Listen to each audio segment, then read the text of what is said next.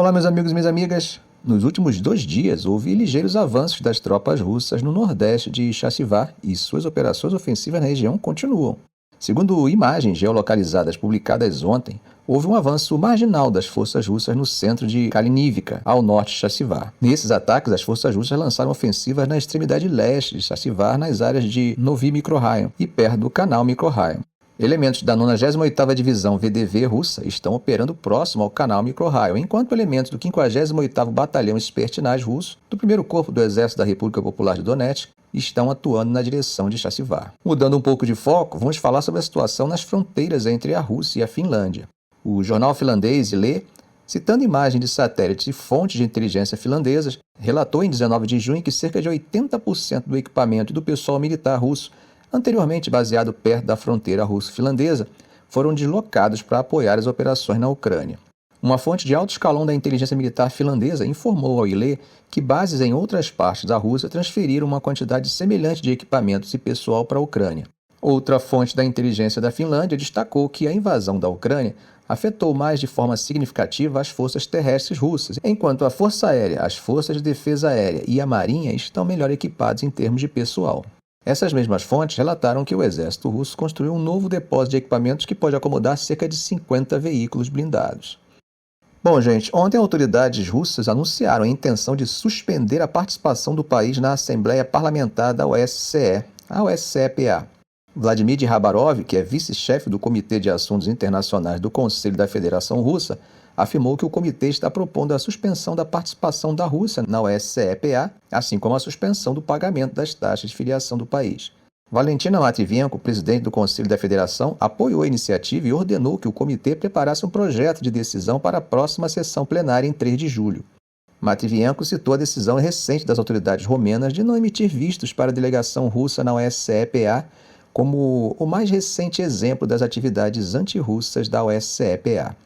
Além disso, o presidente da Duma estatal, Vyacheslav Volodin, instruiu o Comitê de Assuntos Internacionais da Duma a preparar uma resolução correspondente para consideração em breve, acusando a OSCE-PA de ser um covil que dança conforme a música dos Estados Unidos.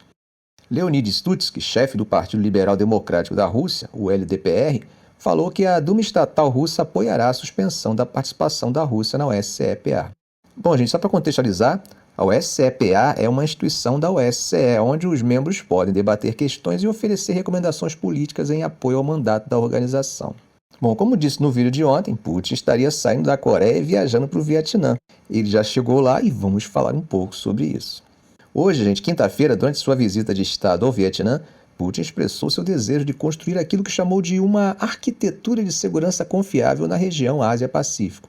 Essa declaração é para caracterizar o movimento diplomático de sua viagem às 2 nações asiáticas.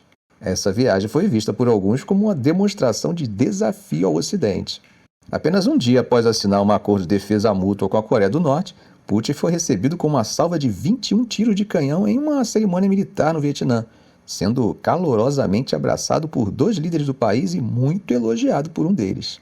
A visita de Putin gerou crítica nos Estados Unidos e seus aliados, que tratam o líder russo como um pária. Eles protestaram contra o palco que lhe foi dado para defender a guerra da Rússia na Ucrânia. Durante essa visita, a Rússia e o Vietnã assinaram um acordo sobre diversas questões, incluindo energia, sublinhando a mudança de foco de Moscou para a Ásia após as sanções ocidentais impostas devido ao conflito na Ucrânia. Putin, conforme citado pela mídia russa, disse o seguinte: "Estamos firmemente comprometidos em aprofundar a parceria estratégica abrangente com o Vietnã, que continua entre as prioridades da política externa da Rússia. Estamos prontos para continuar o trabalho conjunto ativo em uma ampla gama de tópicos, incluindo laços econômicos, científicos e técnicos, defesa, segurança e contratos humanitários."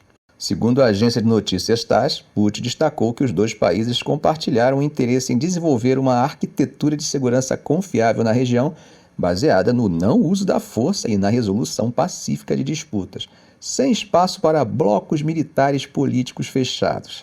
Embora os 11 pactos assinados em Hanoi não tenham o mesmo peso do acordo alcançado na Coreia do Norte, a recepção calorosa foi uma conquista para Putin que demonstra não estar isolado. O professor emérito Karali Taye, da Academia de Defesa da Austrália, destacou que a recepção triunfal de Putin em Hanoi será um contraponto às recentes derrotas da Rússia. Ele listou a recente conferência sobre a Ucrânia na Suíça e as novas sanções da União Europeia contra a Rússia como exemplos dessas derrotas. Veja só o que ele disse. Putin e a máquina de propaganda russa irão explorar o tema de que as tentativas ocidentais de isolar a Rússia não estão funcionando. Bom, a cerimônia militar que recebeu Putin com abraços do presidente vietnamita Tu Lan e do primeiro-ministro Pham Minh Chinh foi do mesmo nível das oferecidas a líderes como o presidente dos Estados Unidos, Joe Biden, e o presidente chinês Xi Jinping no ano passado. O presidente vietnamita parabenizou Putin por sua recente reeleição e elogiou as conquistas da Rússia, incluindo a estabilidade política doméstica. Veja o que disse o presidente Lan. Mais uma vez, parabéns ao nosso camarada por receber um apoio esmagador durante a recente eleição presidencial, sublinhando a confiança do povo russo. Os dois presidentes testemunharam a troca de 11 acordos e memorandos de entendimento, incluindo acordos sobre petróleo e gás, ciência nuclear e educação. Veja o que disse Alexander Vuving, do Centro de Estudos de Segurança Ásia-Pacífico Inove, baseado no Havaí. Da perspectiva vietnamita, Hanoi está praticando sua diplomacia do bambu, na qual tenta manter boas relações tanto com Moscou quanto com Washington, apesar da hostilidade mútua. As críticas dos Estados Unidos e da União Europeia são críticas importantes. Por quê? Como vocês sabem, os Estados Unidos são um parceiro importante do Vietnã, tendo atualizado suas relações diplomáticas no ano passado, além de serem o maior mercado de exportação do Vietnã. Uma declaração da Embaixada dos Estados Unidos nessa semana deixou claro que, embora Hanoi tenha o direito de desenvolver sua própria política externa, a guerra da Rússia na Ucrânia demonstrou que Moscou não respeita o direito internacional. Apesar das preocupações levantadas pelos Estados Unidos e seus aliados, Hanoi pode ter calculado corretamente que não sofrerá consequências materiais por receber Putin. O Ray Hilbert, um associado sênior do Programa do Sudeste Asiático no Centro de Estudos Estratégicos Internacionais em Washington, afirmou que uma razão para isso é que Washington depende muito de suas boas relações com o Vietnã para contrabalançar sua rivalidade com a China na região. Independente de qual lado você defenda, uma coisa fica bem clara. A recepção de Putin no Vietnã não só reforça as alianças da Rússia na Ásia, mas também demonstra uma tentativa de Moscou de mostrar que as sanções ocidentais não estão surtindo o efeito desejado de isolá-la. Atravessando o Mediterrâneo, temos uma situação de falta de sintonia entre a ala militar e o premier israelense. Imagine que após 9 meses de intensos confrontos e a morte de mais de 37 mil palestinos, um alto oficial militar israelense declara que destruir o Hamas é impossível, pois é uma ideia enraizada nos corações das pessoas. Essa declaração causou um furor no gabinete do primeiro-ministro, que insiste na destruição das capacidades militares e de governança do Hamas como objetivo de guerra. Fica cada vez mais claro que há críticas internas sobre a condução do conflito. Gente, estamos falando sobre a recente declaração do contra-almirante Daniel Hagari, no canal 13 de Israel, que causou uma verdadeira tempestade no gabinete do primeiro-ministro Benjamin Netanyahu. Hagari fez uma afirmação contundente. Esse negócio de destruir o Hamas, fazer o Hamas desaparecer, é simplesmente jogar areia nos olhos do público. O Hamas é uma ideia, é um partido. Está enraizado no coração das pessoas. Quem pensa que podemos eliminar o Hamas está enganado. Gente, agora pense no impacto dessas palavras. O gabinete de Netanyahu ficou furioso. E ele não demorou a responder. Afirmou que o objetivo do Conselho de Segurança é destruir as capacidades militares e de governança do Hamas.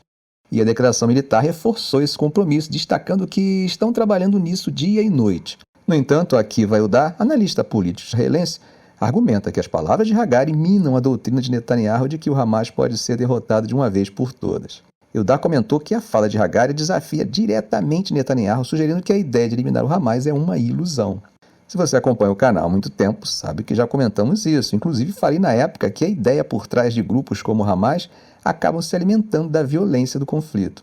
A insatisfação com a gestão da guerra pelo governo de Netanyahu está clara. E ele governa com uma coalizão de extrema-direita que se opõe a qualquer tipo de acordo com o Hamas. As tentativas de cessar-fogo medidas internacionalmente, incluindo uma proposta do presidente dos Estados Unidos, Joe Biden, não avançaram. Benny Gantz, ex-chefe militar e político centrista, deixou o gabinete de guerra de Netanyahu esse mês, frustrado com a condução do conflito. Outro ponto de tensão foi a decisão do Exército de declarar uma pausa tática em Rafah, no sul de Gaza, para facilitar a entrega de ajuda humanitária. Segundo um assessor, Netanyahu foi pego de surpresa pela decisão, e emissoras de TV israelenses o citaram dizendo: "Temos um país com um exército, não um exército com um país." Gente, a fraqueza política do primeiro-ministro já pode ser percebida até mesmo na caserna, e sem apoio político consistente, ele terá dificuldade de concluir sua missão, que já é apontada abertamente como impossível. Ficamos por aqui. Se esse vídeo foi útil a você, faça um comentário, compartilhe em suas redes sociais, dê um like. E é claro, se ainda não for inscrito, inscreva-se no canal e ative o sininho para não perder os próximos vídeos. Ok, gente? Um grande abraço do professor Arão Alves.